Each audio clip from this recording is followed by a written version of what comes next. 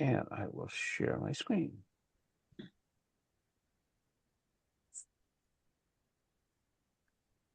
And let me get from the current slide. Okay, so we're almost at the very end of chapter 6 of Kohelet. I think there's 12 chapters, but I think the ones following this tend to get a little shorter. So someday we will finish Kohelet. Okay, so yeah, so Kohelet is continues to expound. Would someone like to read chapter 6? I'll do it. Okay, Paul. Often much talk means much futility. How does it benefit a person? Who can possibly know what is best for people to do in life, the few days of this fleeting life? And I don't know what that E is there. Yeah, that's a like a footnote in the original Sepharia. Okay.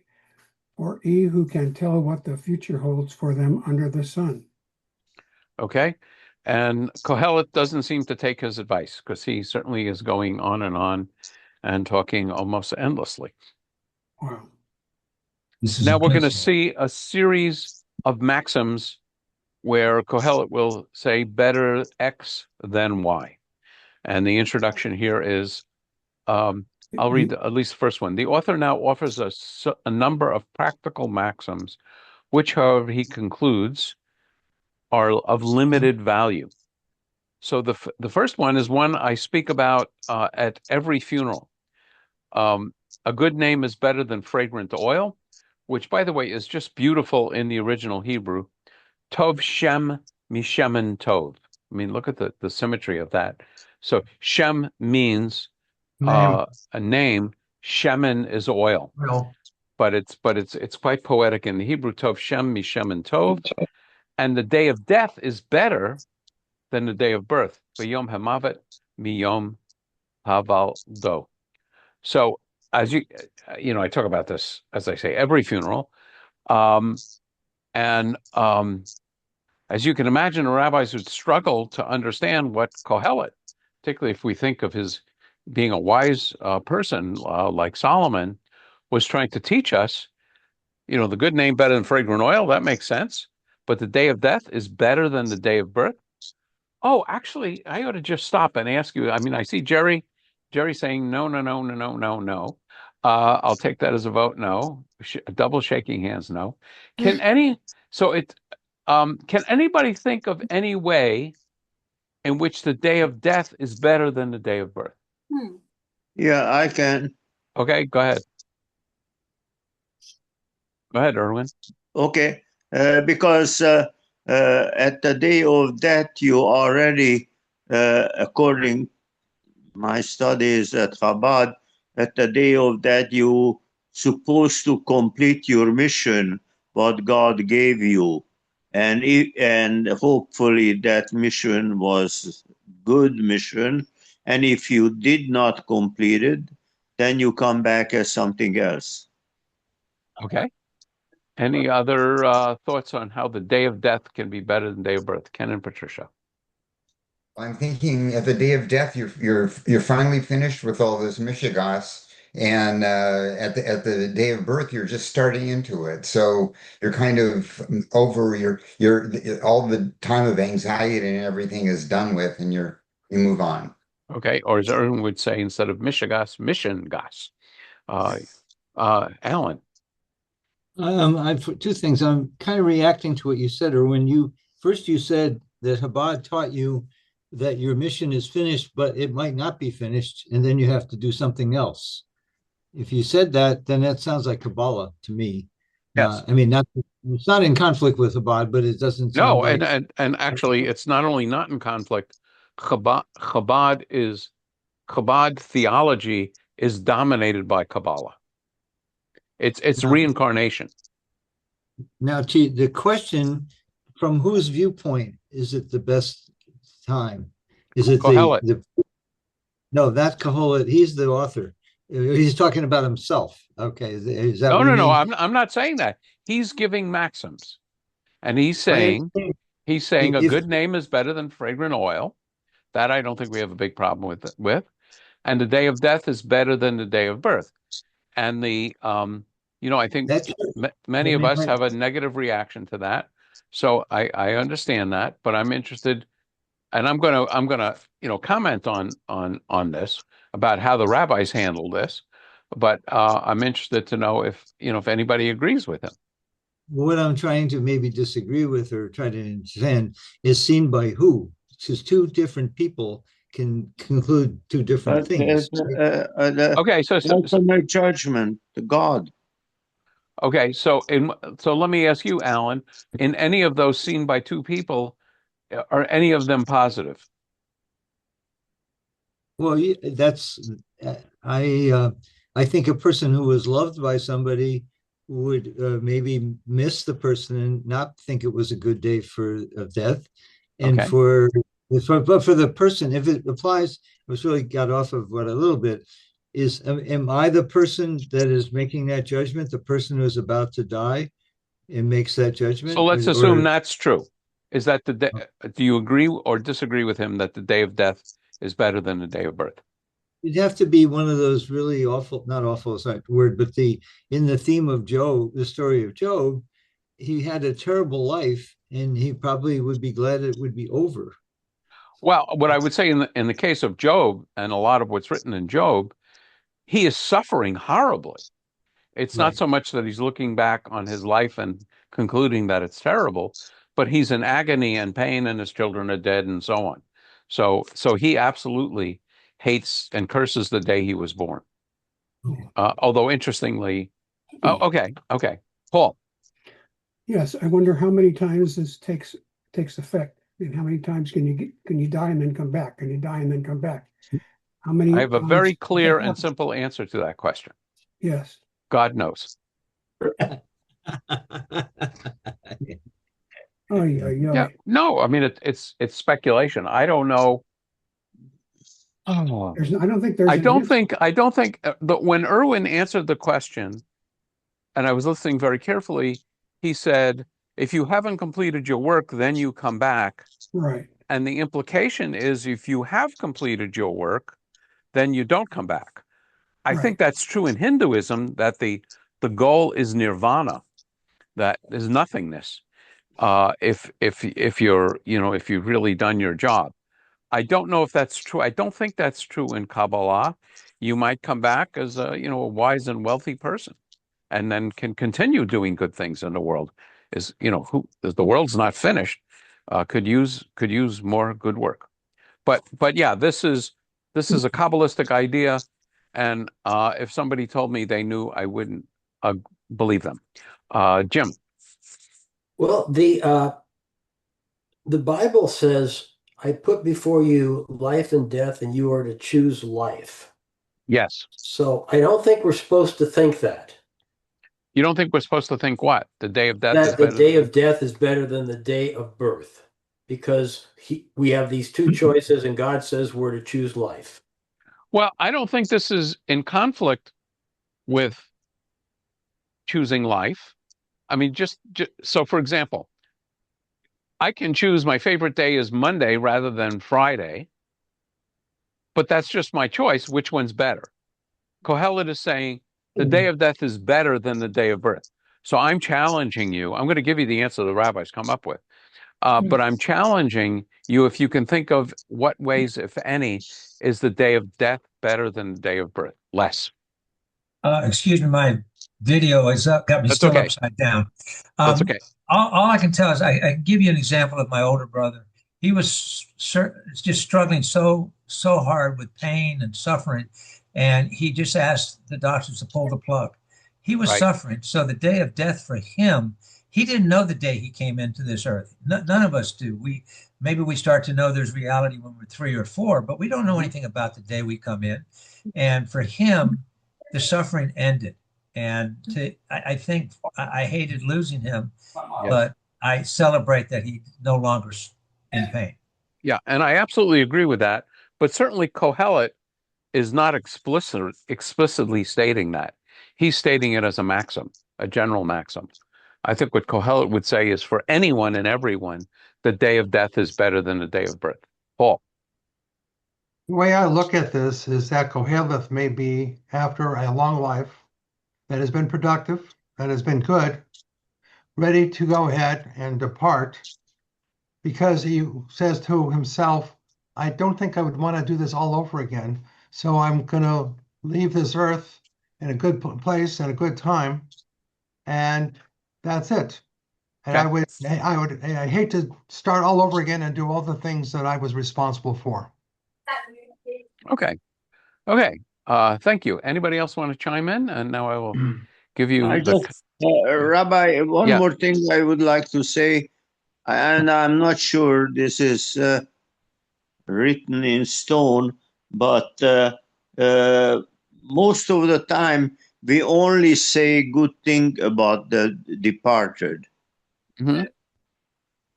and that's an important thing. So it's a good day for the person who passes away because the community says good thing about him at you know. Okay. Yeah, you're actually on the path that the rabbis will pick. So, anybody else have a thought? And now I will tell you it's a midrash. Um, okay.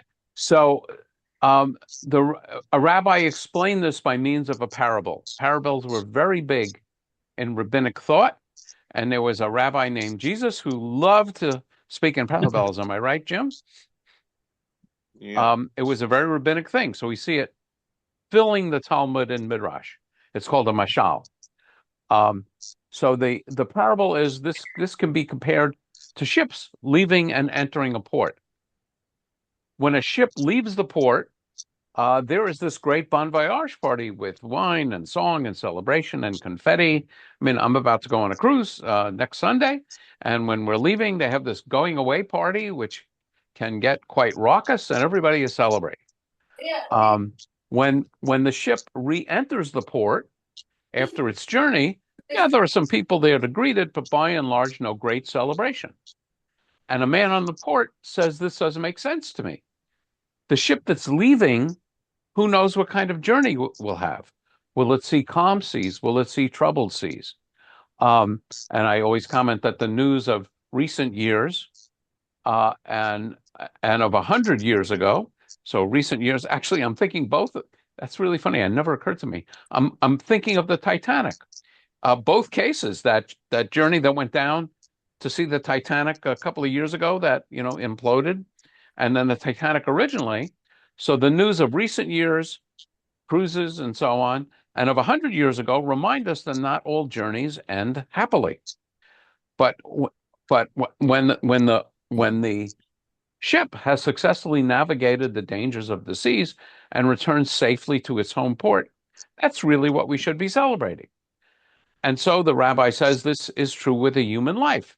When a baby is born, we all celebrate, and of course, it's natural and appropriate to do so. But in point of fact, no one knows what kind of life this new life will lead. And now I'm getting on to Erwin's thought. I've conducted about 600 funerals, and by and large, people are saying nice things about the person who died. So, at this point in time, when I'm conducting a funeral, I'll talk about some of the good things that the person has done. When he was born, nobody knew what kind of life he would lead. But now that he's at the conclusion of his life and his life is over, we can reflect on all the wonderful things that he accomplished and did in his life. So that's how the rabbis explain this phrase: the day of death is better than the day of birth, because we can appreciate and celebrate the good things that the person has done. And that's as I mentioned, I talk about that every funeral that I do, with some exceptions. I mean, sometimes a very young person dies. I've actually conducted funerals for stillbirths, a baby that hadn't been born, and clearly I have to use my judgment. So, Paul, you want to read verse 2? It's better. I just want to go Yeah, over go ahead. one part of this that says a good name is better than the fragrant oil. That sentence, if it's rewritten, can be a good name may be better than fragrant oil, and you don't know if it's going to be better or not better. And the day of death than the day of birth. So if you Okay, put the so word you could cast rewrite in it, there, but you would have to but- change. I don't think the Hebrew supports that interpretation. doesn't, okay. I think what the Hebrew is saying is if you have a good name, that is a very, very good thing. It's better than fragrant oil, which was extremely valuable and precious at the time this was written. So I think what Kohelet is saying is a good name is extremely valuable, more valuable than something substantive like fragrant oil.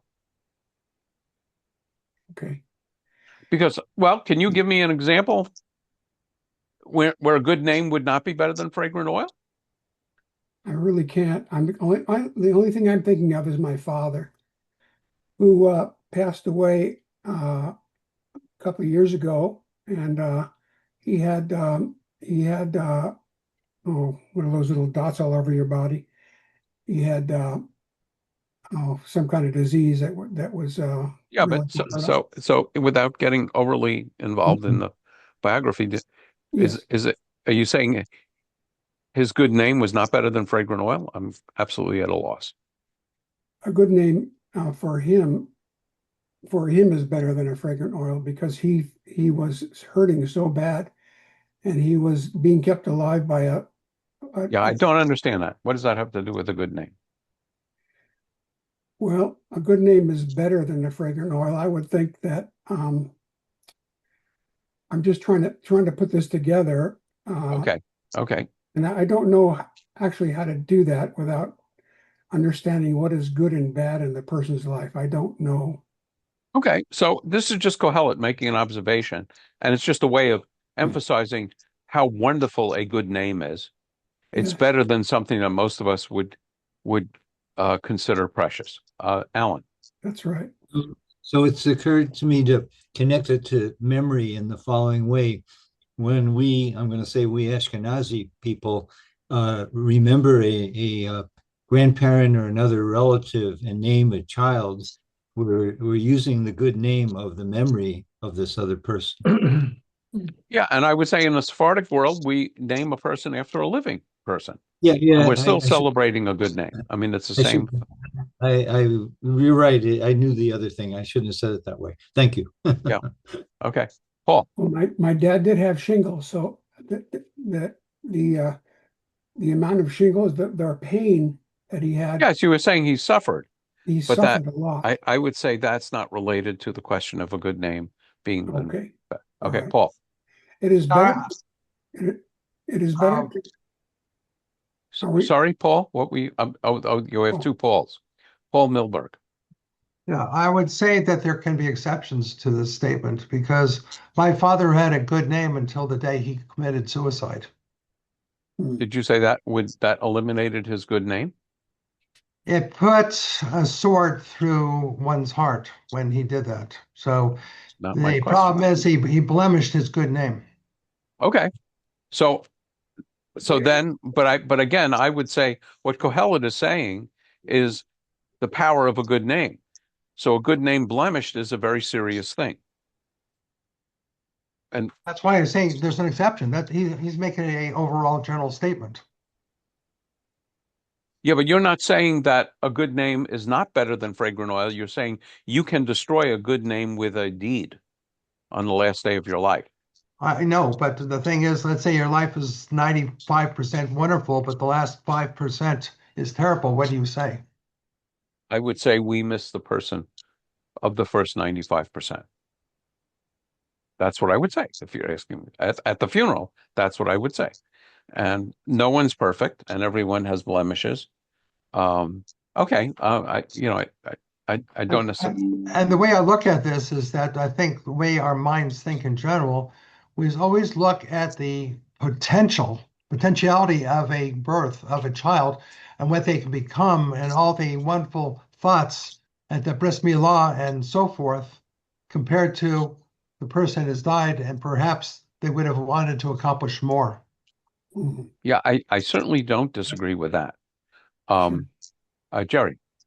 Yeah, I would have to agree and disagree about this discussion in that we know in Judaism, we are supposed to choose life. However, if someone chose death, that to me does not mean that he blemished his good name. It just meant to me that this person was very disturbed and needs to be forgiven for making that choice.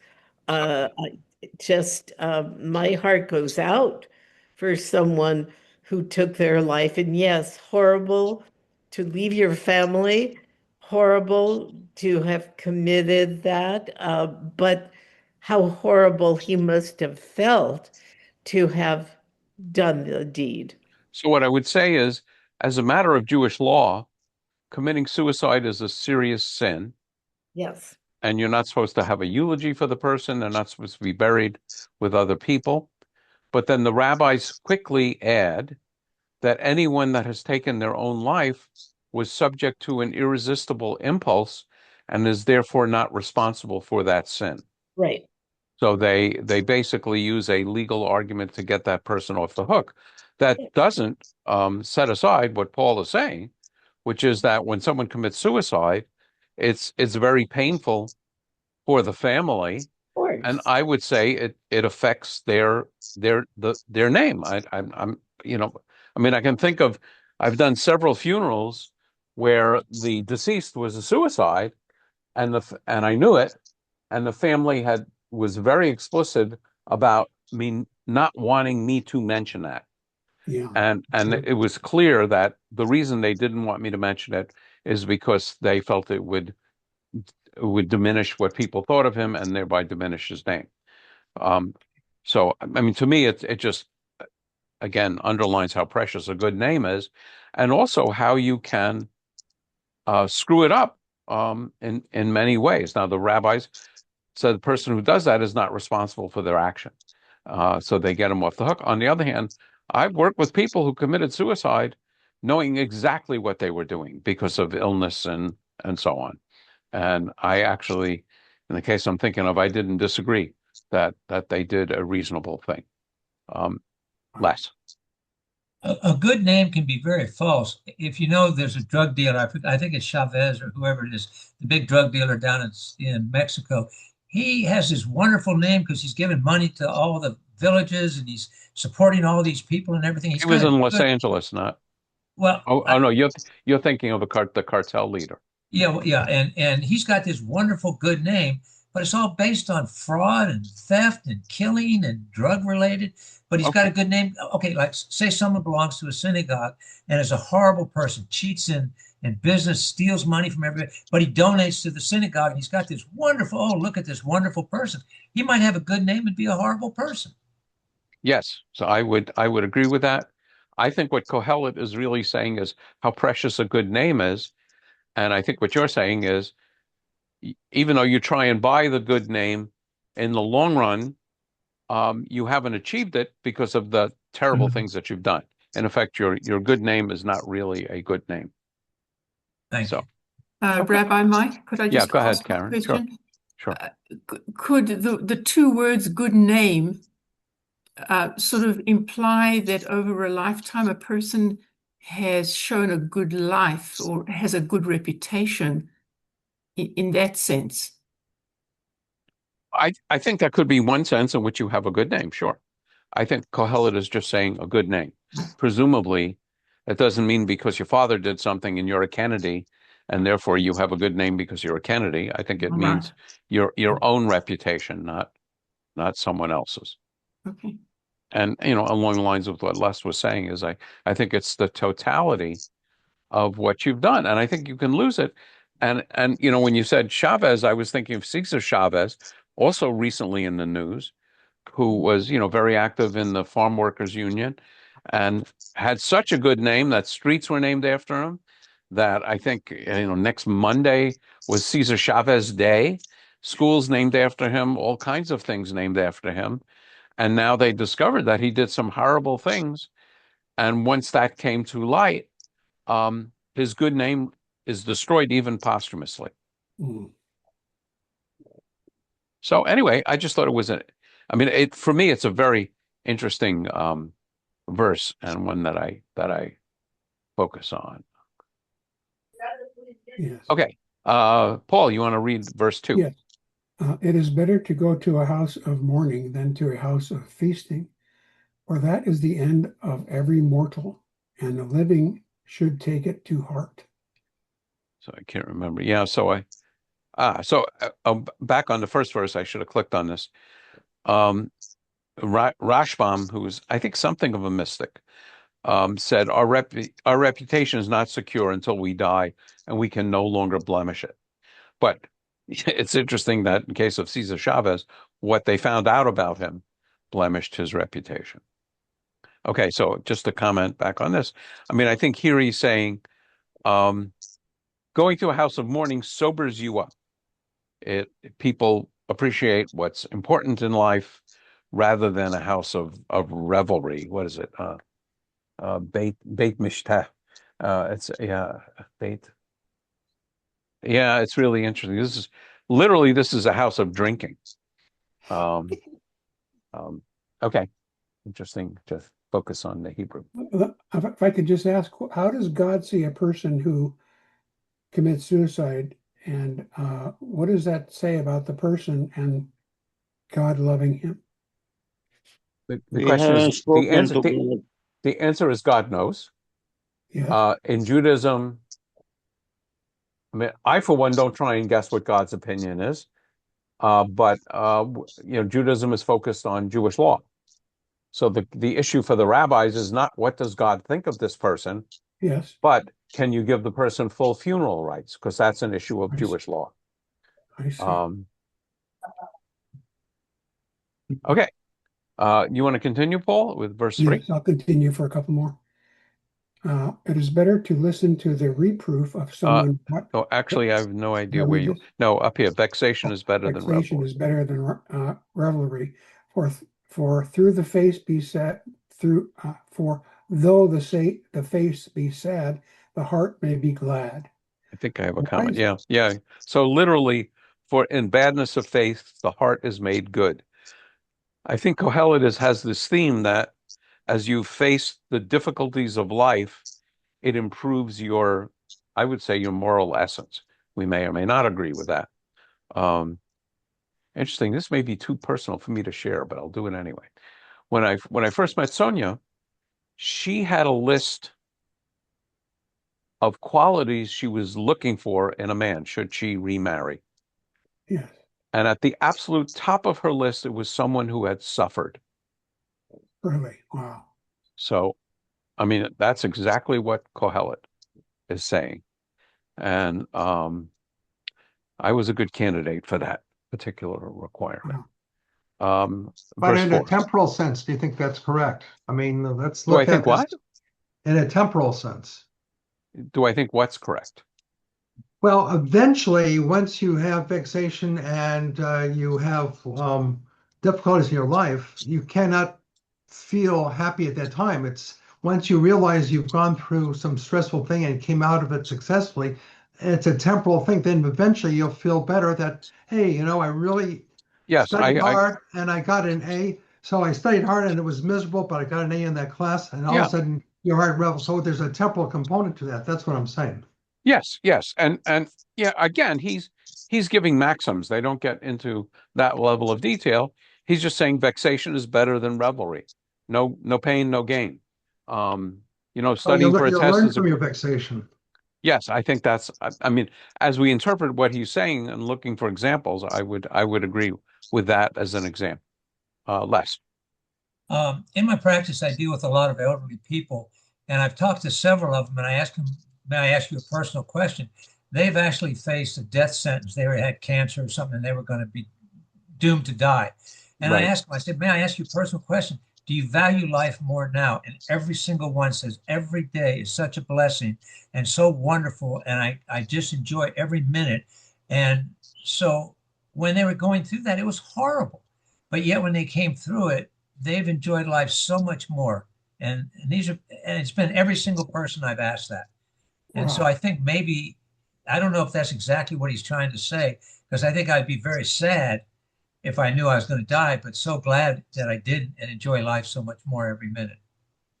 So I would agree both with Uh, that as an interpretation of this verse and that as a general rule that people I know, including me, who have gone through horrible experiences, I would say losing a child, losing a spouse for me, and having, my other two children basically under death sentences from the viewpoint of Huntington's disease.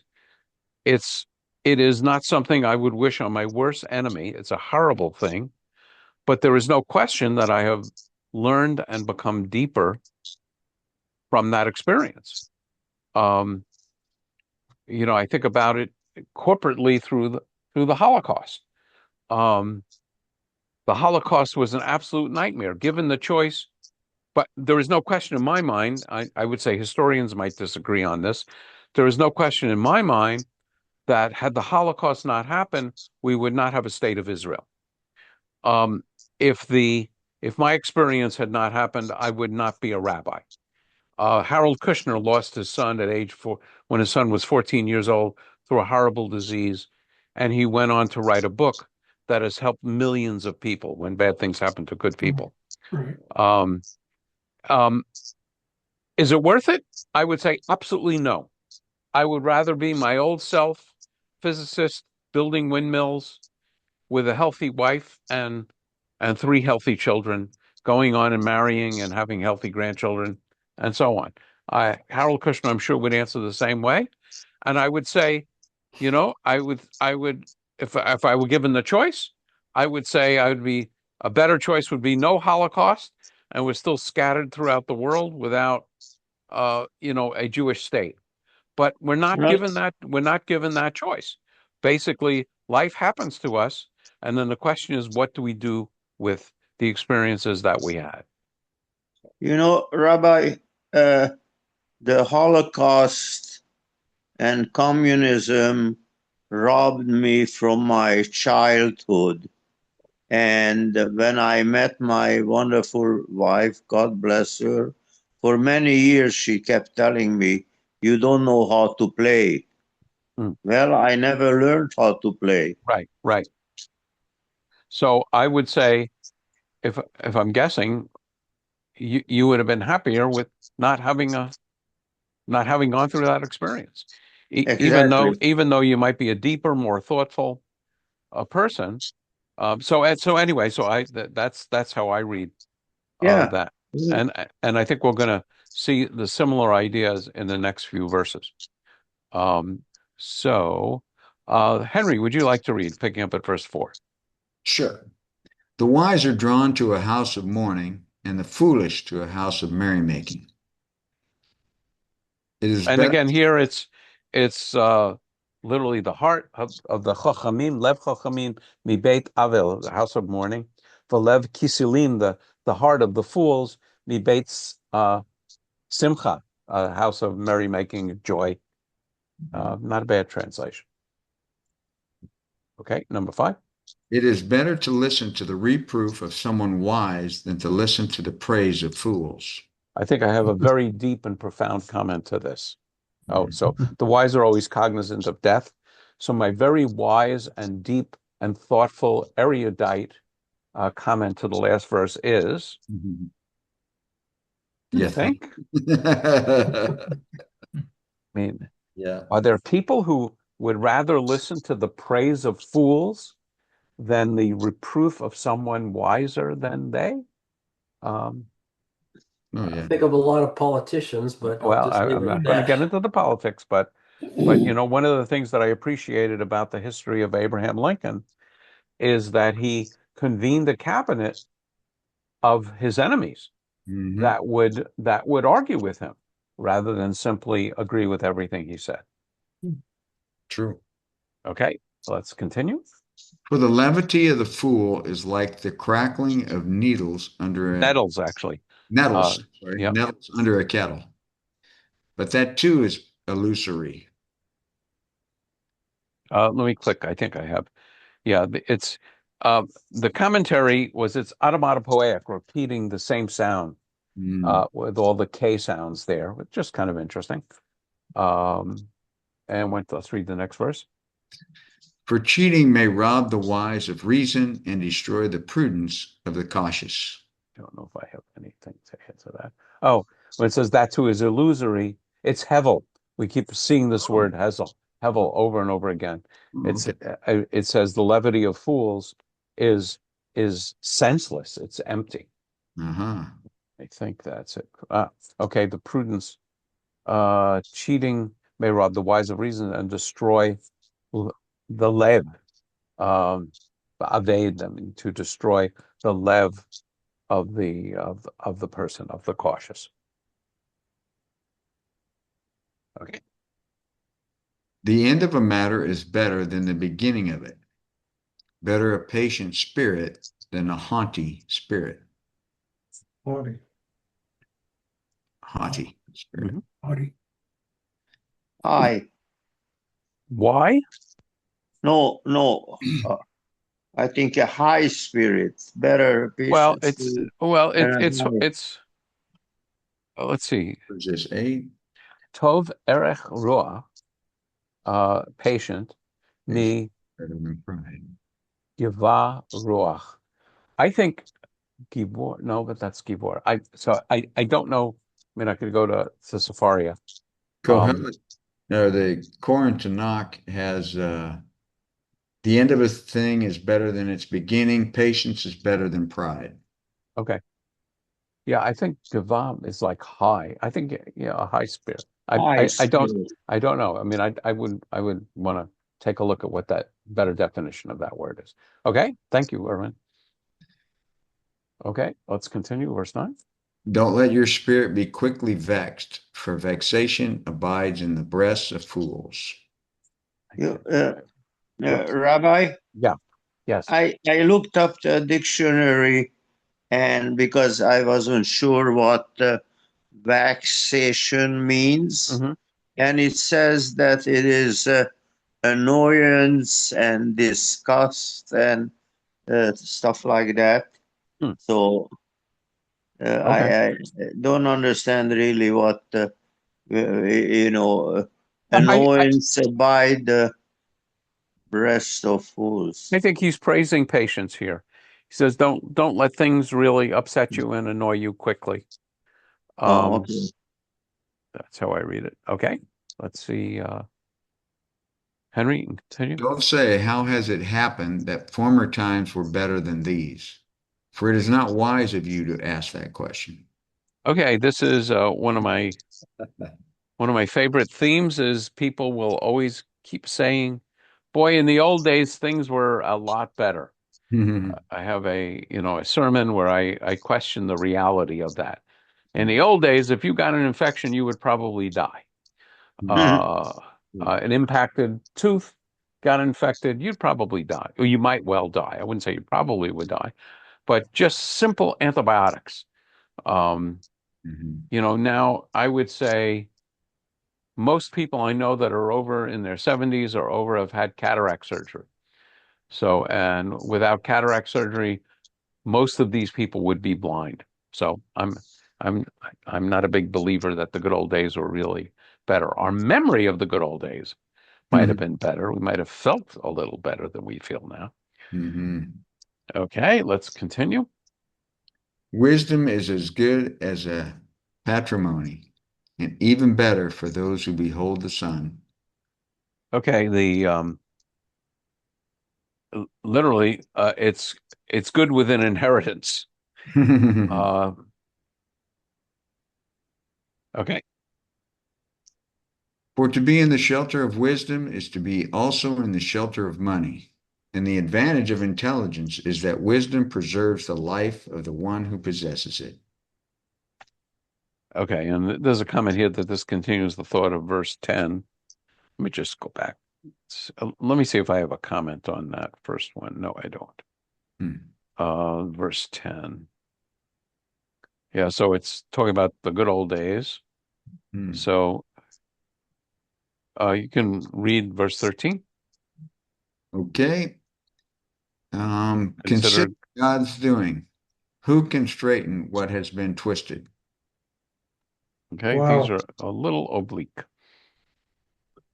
So in a time of good fortune, enjoy the good fortune, and in a time of misfortune, reflect. The one no less than the other was God's doing. Consequently, mortals may find no fault with God. Let me just, okay. I would say this is at the heart of Kohelet's teaching. When things are going good, enjoy them. And Kohelet is saying this, certainly this would be the mystics' teaching also, that both good fortune and bad fortune are God's doing. Don't blame, or, oh, well, it's interesting. Maybe, let me go back up and look at the Hebrew. Gam, okay. Gam et zeh la'umat zeh asa ha'Elohim. It's interesting. If I read this literally, the one was no less than the other was God's doing. So either God's responsible for everything, both the good and the bad, or God's responsible for neither. And Kohelet is saying, basically enjoy the good fortune. I don't think this is exactly what he's saying, but it always strikes me, that when something bad happens, a very common question people will ask is, why me? How could a good and loving God, et cetera, allow this to happen to me, my kid, my wife, the country, the Dodgers, maybe more poignantly for the East Coasters, the Jets. How could God allow the Jets to happen, right, Cheryl? But people rarely, when good things are happening, ask the same question: why me? How is it possible? I live in a world where most people don't even have, or many people, I think like 40%, don't even have access to clean water. Where many people don't have access to enough food. And my concern more is, how do I control my calorie intake rather than how can I get, enough food to feed my kids? Um, um, do we say in really good times, why me? How is it? Why should I be a person to be showered with these blessings? Henry, I don't know Rabbi, if you're. uh, Go ahead, Erwin. a lot of, at least that was my impression in Hungary when a lot of people came home from the concentration camp. They had for a long time a very bad, feeling that how Right. come they survived. Oh, boy. Yeah. So there is something called survivor's guilt. Oh, yeah. Yeah, I didn't. Yeah. Okay. Yeah. Why should I have been the one to survive? Yeah. I'm not Exactly. thinking about something that dramatic, but I'm just thinking about day-to-day life where, if something terrible happens, you lose your job, your kid gets sick, you get into a bad car accident. People are always asking the why me question. But the day before, when they had a perfectly good day, they don't ask the why me question. That's Yeah. just, yep. Um, Henry, I don't know if you're raising your hands or, Yeah, I am. okay. Yeah, go ahead. I'd like to share the Koren Tanakh Yes. interpretation. Okay, good. On a good day, enjoy the good, and on a bad day, consider. God made both, one alongside the other, and no man can afterward find fault with him. Yeah, I think that's, I'd say a more literal translation. B'Yom Tov, um, Good day. Havei, I guess that's enjoy. B'Tov, enjoy the good. V'Yom Ra'ah, Ra'eh Gam et Zeh Le'umat Zeh. Um, they're both God's doing, Ha Elohim. Yeah. I think Koren tends to be a little more literal. Mhm. Okay, let's continue, Henry, with verse In my 15. own brief span of life, I have seen both these things. Sometimes someone good perishes despite their goodness, and sometimes someone wicked endures despite their wickedness. Yeah, as I remember hearing Harold Kushner say, his book is called When Bad Things Happen to Good People. Mhm. And as he speaks to people about his book, many of them people are more annoyed with when good things happen to bad people. Mhm. Yeah, okay. It's again just an interesting way of translating this. It's the Yemei Heveli, in the days of my Hevel, in my senseless, my senseless days. So, how they come up with beef. I bet Corin has more of that flavor. How does Corin translate verse 15, it says, I have seen it all in the few days of my breath. Righteous Okay. die So in their translating Hevel as wicked breath. ones who live long in their wickedness. Yeah. Yeah. Okay. Rabbi, Yes. if you read the Hebrew, the last word, Haveli Yish Tzaddik. Why Tzaddik has? Could you tell me?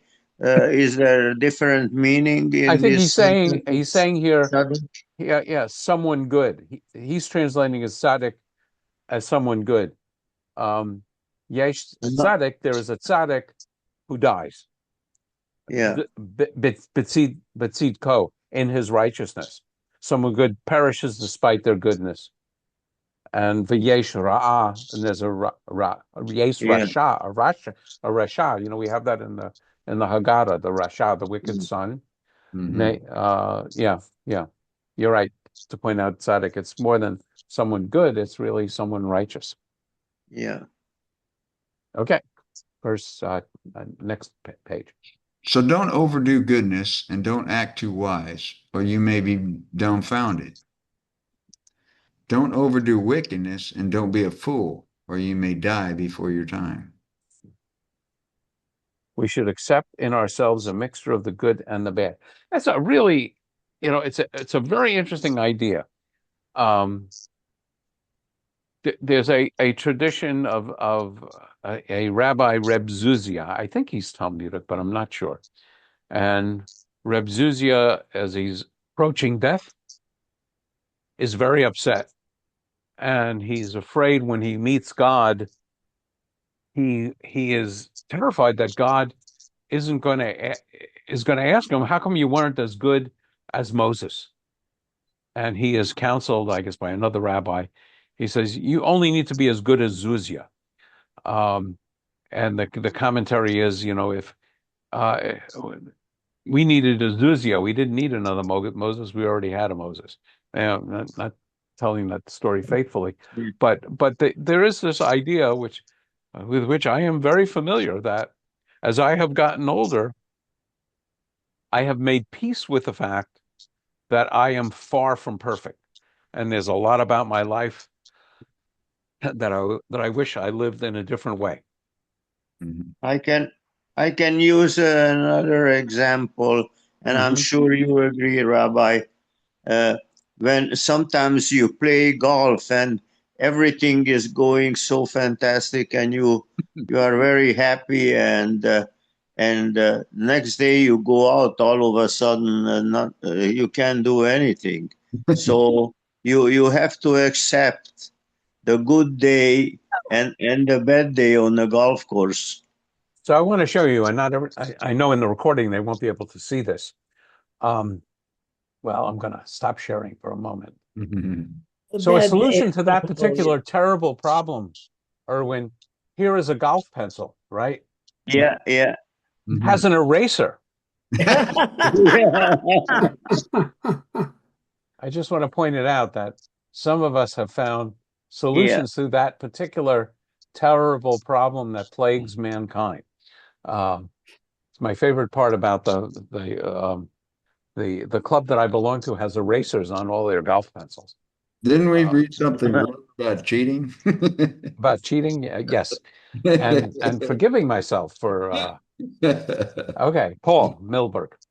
Yes. So can you agree with this, being a rabbi and trying to be the best rabbi you can be?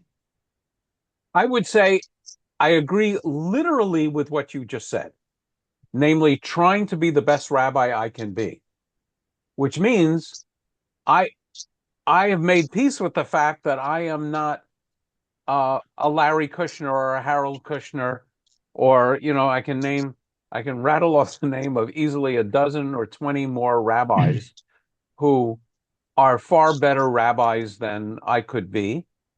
And I would say I've even made peace with the fact that there are things about my life that I choose over becoming a good rabbi, or a better rabbi, and that is devoting time to my wife, devoting time to golf. I mean, if I really wanted, if I was wanted to be the best rabbi I could be, why would I waste so much time chasing that stupid ball rather than writing another book or reading more brilliant books? So I would say I have made peace with that. So Ken and then Alan.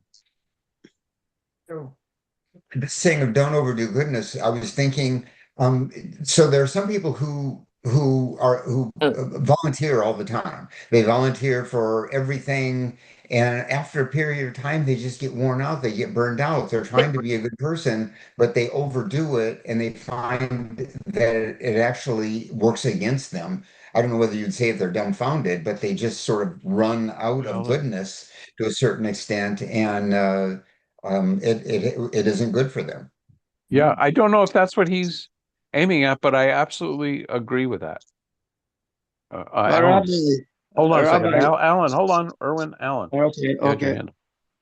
Yeah, I'm reminded of something you taught me a long time ago, but was I think last week about answering your rhetorical question about why do I play golf, enjoy golf, and it's because you're going to be asked at the end of day, what part of your life did you take advantage of enjoying it? Yeah, specifically, what valid pleasures in your life did you deny yourself? Yeah, that's right. Yeah, Golf. yes. I mean, I am blown away. This is directed now at Jim.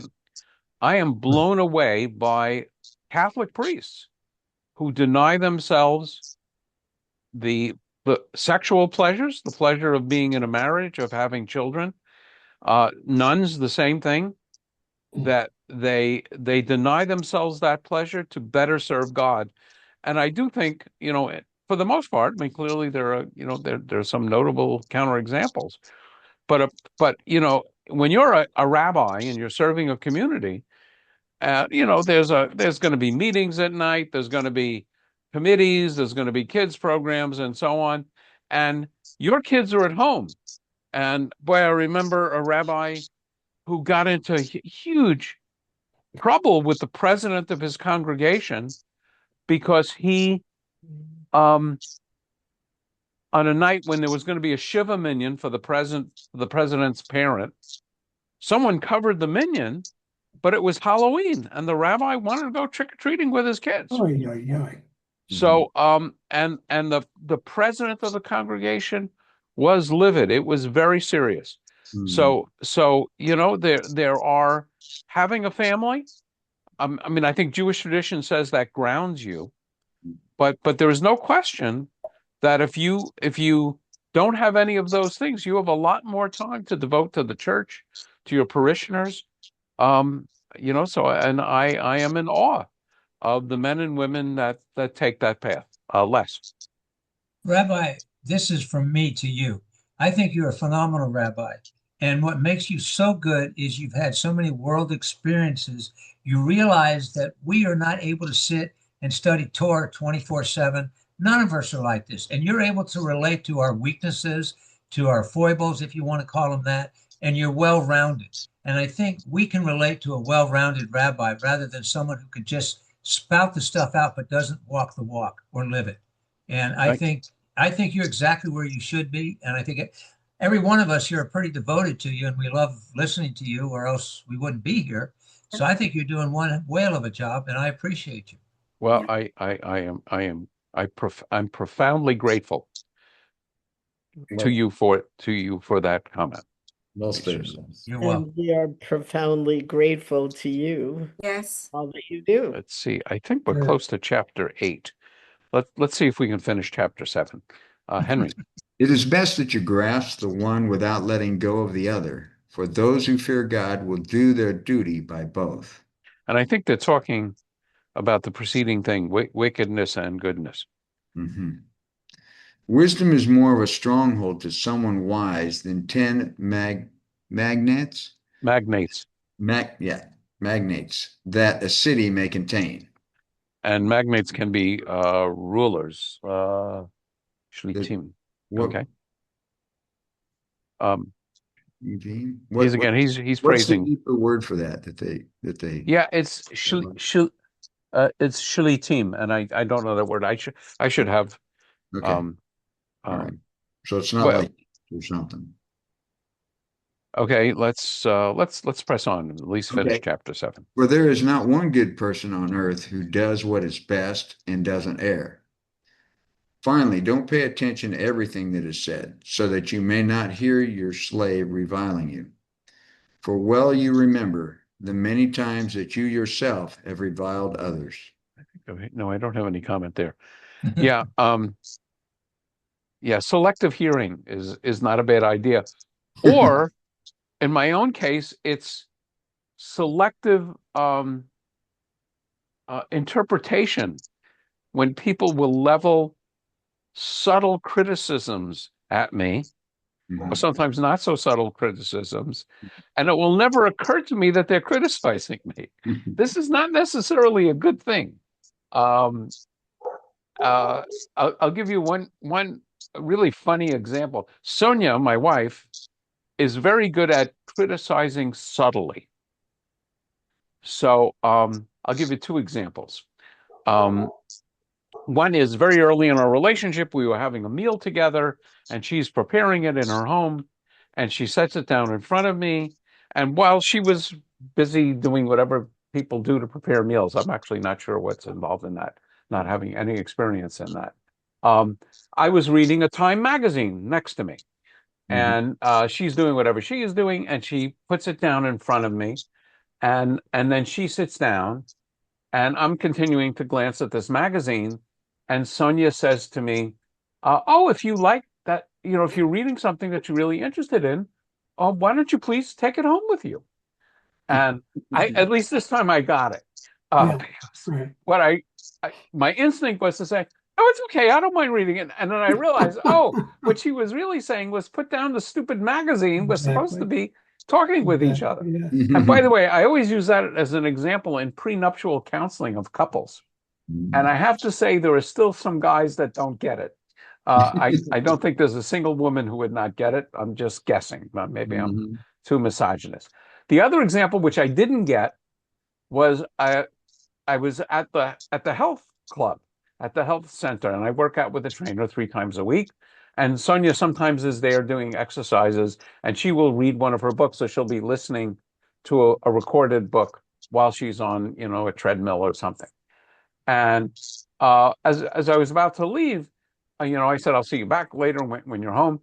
And she says, "Yeah," she said, this was really good. She said, "Except there was a guy who was speaking so loudly, I really had trouble concentrating on my book." And I'm looking around to see who this guy could possibly be.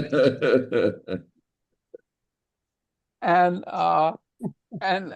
so I actually didn't know. She had to actually tell me. I'm just reflecting how dense I can be.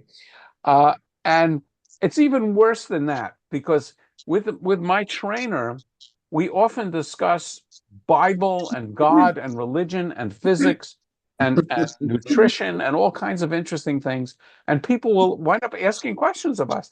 So I said, "Sonia, I hate to tell you this, but it's even worse than that. I'm even more dense than you thought I was, because I have sort of this underlying suspicion that if people overhear what we're chatting about, they will be interested and want to join the discussion." So, so I am, when I say I'm naive to a fault, I mean that literally. Alan. Could some of these examples be considered passive aggressive? No, I think they're gentle criticism. Okay, it's good to make that distinction. Particularly the one about the magazine. And I would say, again, from the standpoint of prenuptial counseling, I have run into couples where they're constantly criticizing each other, and it doesn't do anybody any good. So let me see. I think we might have just one more. Whoa, no, there's okay. Let's press on and finish this. There's 29 verses in here. Okay, thank you. Let's press. All this I tested with wisdom. I thought I could fathom it, but it eludes me. The secret of what happens is elusive and deep, deep down. Who can discover it? Yeah, amok, me. Who can find it? I put my mind to studying, exploring, and seeking wisdom and the reason of things, and to studying wickedness, stupidity, madness, and folly. Now I find more bitter than death the woman who is all traps, whose hands are fetters and whose heart is snares. He who is pleasing to God escapes her, and he who is displeasing is caught by her. So this is kind of interesting. Kohelet here is condemning women as such, and not only particular with women. I copied this out of one of the commentaries. It is the only such remark in the Hebrew Bible, and it's not even central to Kohelet's teaching. But he will, in chapter 9, if we ever get there, urge enjoyment of life with the woman you love. So Kohelet is venting about women in general. I won't defend him. See, this is what I found, said Koheleth, item by item in my search for the reason of things. As for what I sought further but did not find, I found only one. True human being in 1,000, and among these I did not find a truly compatible woman. But see, this I did find. God made human beings plain, but they have engaged in too much reasoning. Or too much thinking. Chashavot Rabim. I think we're done with Kohelet. I don't know if this is my observation or another comment. He may be poking fun at himself. Okay, so we finished chapter 7. I'm gonna Jim, do you have a question, something particular on the page? Go ahead. Yeah, first off, he's got a lot of chutzpah to say he hasn't found a compatible woman when if it was Solomon, he had 1,000 wives. No, so But and secondly, your point? well, what did it say? God made human beings plain, but having we shouldn't engage in too much reasoning. Isn't that what he's doing in this whole book? Yes, that's why I'm saying he may be poking fun at himself. Oh, okay. All right. Or he's a clueless hypocrite. So okay. I'm gonna stop sharing so we can see each other. So well, you keep showing up, so I guess you must be finding something worthwhile here. I sometimes think this is so much material. By the way, one of the things I'm thinking of, and probably on a Monday night, I don't have the book in front of me. On Wednesday, I am doing a book discussion in Leisure Village. I think it's going to be a small group. And the book is by Larry Kushner, not to be confused with Harold Kushner, and it's called Kabbalah, a Love Story. It is a very short and astoundingly profound book. I think I've now read it 7 times, and I'm still getting more out of it. I never thought I could discuss it in an hour, which I will have to do with this book discussion. But with us, we can do what we're doing here. And so what I think I'm going to do, and I think I'm going to do it on a Wednesday night, just to spread the discussion around.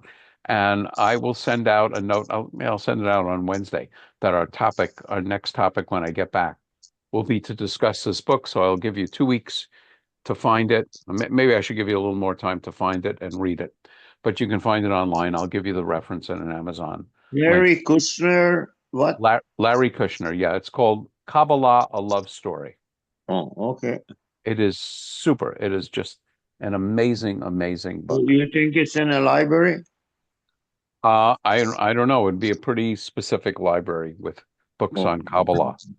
I knew him when he was writing the book. I've known him a little longer than that, but he used to go to this coffee shop near where we both lived in San Francisco, and he was helping me with a particular Jewish project I was doing. But when he told me what he was doing, is that he loved to sit in a coffee shop because it was the right environment to motivate him for writing what he was writing, and it was this book. Oh, that's interesting. Yeah, it's one of his more recent ones. Okay, so And it's not that recent. It's probably at least 20 years. Not relative to him, he had Yeah. a dozen more books Yeah. by that time. Yeah, He right. he had a lot of books. Yeah, he writes a lot of books. Okay, gang. So we'll see you next time. It will be in 2 weeks or I think 3 weeks, but I will put in the date of our next. We will be dark for the next 2 weeks, so it'll be in 3 weeks. So Wednesday, we're not going to have a class? I didn't say that. That there's a Monday group and a Wednesday group. Okay, great. We do have a class on Wednesday. We're talking about Passover. Passover. Yep. Okay. Well, Okay. Chag Sameach for Good night, Mondays. brother. Yeah, for those I don't see, Chag Sameach. And Awesome. we'll see you then. Take care. Right. Thank you. Yeah. Bye. Thank Bye, you, everybody. Rabbi. Good night, everyone. And Les, thank you for the kind words. My pleasure. Where are you going? Are you going on a cruise? I'm going on a cruise. I'm going to be the rabbi on board a Royal Caribbean cruise to the Western Caribbean. What islands? It's a What island? wonderful It's Jamaica. What is it? Are you going to Grand Cayman? I'm going to stop recording.